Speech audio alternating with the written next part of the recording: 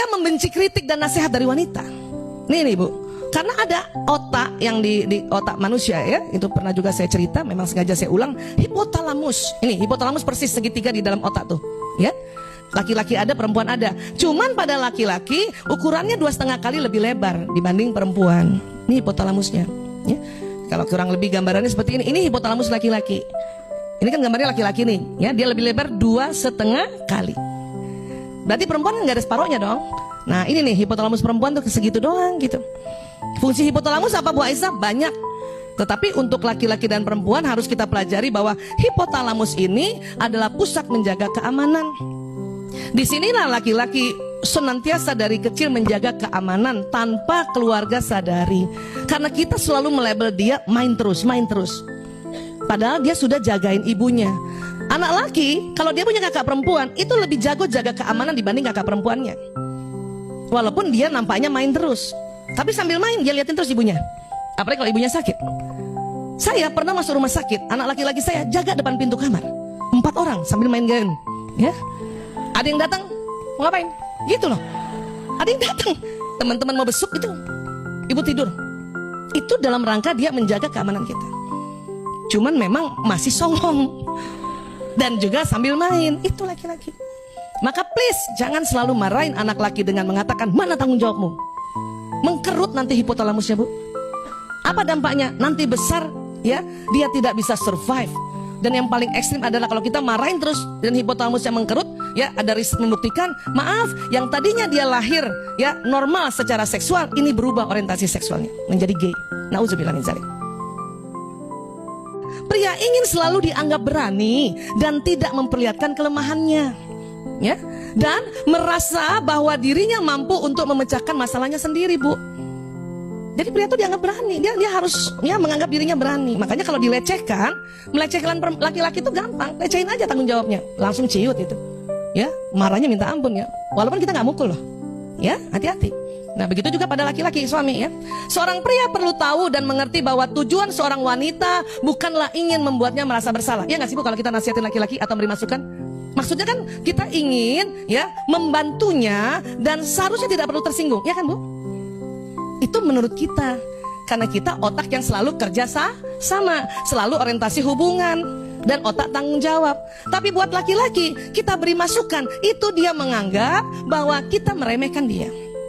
Seorang wanita ingin pria yang dikasihnya itu menjadi lebih baik, tetapi pria menafsirkannya sebagai pernyataan bahwa ia tidak cukup baik.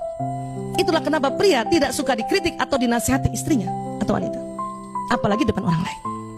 Ya, itu yang terjadi.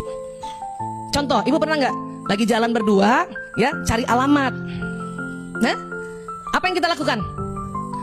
Nanya, ayo kita tanya aja jalannya yuk. Ya, maksud kita kan mau bantu suami ya nggak? Tapi otak laki-laki menerimanya itu sebagai kamu payah, kau tidak bisa menemukan jalan itu. Ini yang namanya persepsi. Ini yang beda. Berapa kali dalam bertahun-tahun ini ibu meremehkan suami, walaupun padahal kita niatnya bukan itu. Ya. Contoh lagi misalnya di rumah, genteng bocor, ya, kata istri, atap rumah bocor, ayo kita panggil tukang. Hah? Apa yang terjadi coba? Laki-laki menganggapnya, otaknya, persepsinya adalah kau nggak ada gunanya. Ya, aku akan memanggil pria lain untuk mengerjakannya. Emang gitu Bu. Ini kan tadi judulnya perbedaan persepsi. Karena memang susunan otaknya beda kan. Berapa kali kita remehkan tanpa kita sadari. Makanya kita perlu stop itu dengan ilmu. Bukan karena udah males gue ngomong sama suami gue. Percuma. Itu nggak berguna kalau ibu begitu. Ya, ibu bukan mengerti itu namanya, bukan memahami, tambah melecehkan itu. Maka kita berilmu itu tadi, harus tahu gitu kan. Ya, paham ya Bu ya? Makanya saya tuh kalau lagi ada acara-acara penting nggak mau sama suami. Bisa 3 jam di jalan Bu. Iya, karena buat laki-laki ya, itu dia tidak bisa antarkan istrinya sampai tempat tujuan, itu gagal namanya. Buat laki-laki. Apalagi istrinya mau nanya. Ayo tanya itu. Ayo kiri ya. Apalagi nggak minta izin lagi. Kiri. Ngapain kiri? Oh, tambah sih inget kita lagi ya. Maaf, buka jendela tanya tukang parkir. Itu suami udah merasa, oh dia lebih percaya tukang parkir pada aku. Disangka laki-laki nggak bisa marah Bu. Marah Bu. Makanya saya kalau ada apa-apa saya tanya, ya, ayah, ibu bisa bantuin tanya ya? Nggak usah. Oke, nggak usah. Ketawa aja udah. Walaupun nanti sampai tempat pengantin udah pada pulang semua. Yang penting kan nggak berantem sama suami. Iya. Ngapain kita belain juga pengantin itu? Nanti terlambat ayah, nanti terlambat. Tapi kita bikin ya rumit atau bikin konflik sama suami. Biarin aja. Nanti terlambat ayah, ini pasti lagi salaman. Kata suami, kamu mau ngantri? Oh iya juga sih gitu. Mending terakhir. Pasti kita diajak makan di tempat VIP. Pengalaman saya begitu tuh. Udah nggak ngantri, foto puas-puas, makan puas-puas. Kan nggak bakal kita diremehkan sama tuan rumah kan? Iya nggak sih? Iya. Memang di tempat undangan udah habis, tempat pengantin masih banyak. Kita makan sama pengantin. Kenapa sih susah amat? Ya. Tapi itu tadi, kalau mau dirumil ke sini, nggak mau sama suami saya.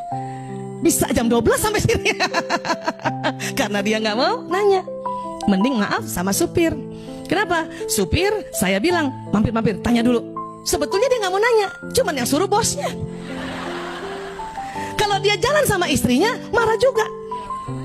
Tapi karena saja jalan sama bosnya, mau nggak digaji?